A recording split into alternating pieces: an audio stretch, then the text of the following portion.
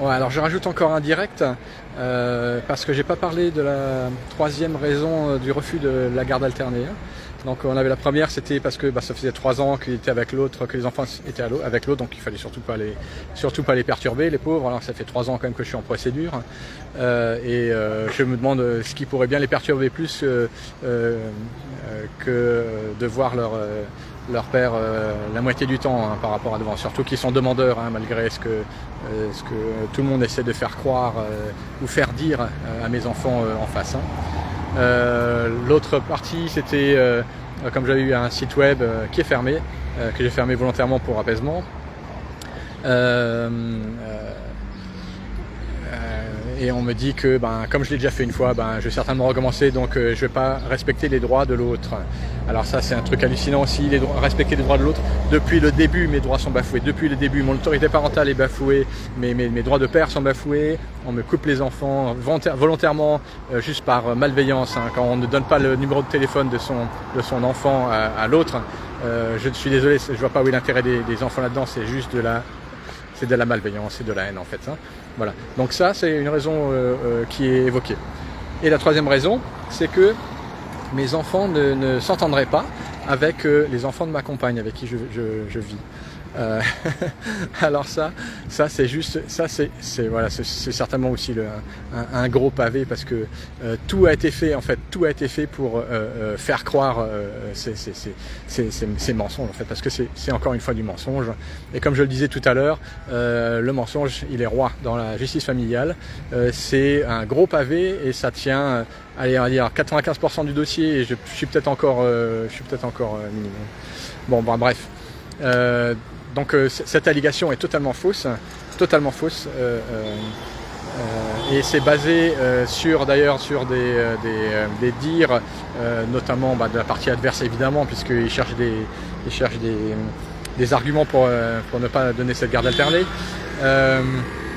mais également le STEMO en fait, c'est donc des services sociaux dont une éducatrice est passée chez moi. Donc en fait, pour info, ça dure 1 an. Donc 1 an, ils vont chez les deux parents pour voir comment ça se passe, etc. Donc chez moi, l'éducatrice est passée 20 minutes. En 1 an, 20 minutes. Les enfants étaient en haut dans leur chambre. On est resté à discuter 20 minutes en bas. Et il y a eu tout un texte de conclusion qui en a découlé. Notamment que mes enfants ne s'entendraient pas avec ceux de ma compagne.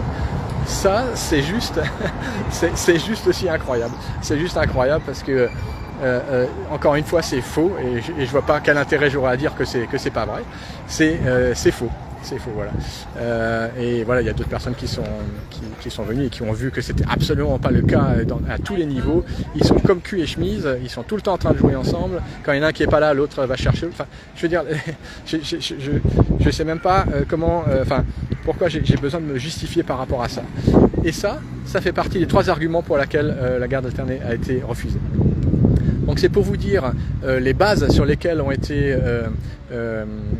jugées cette garde alternée.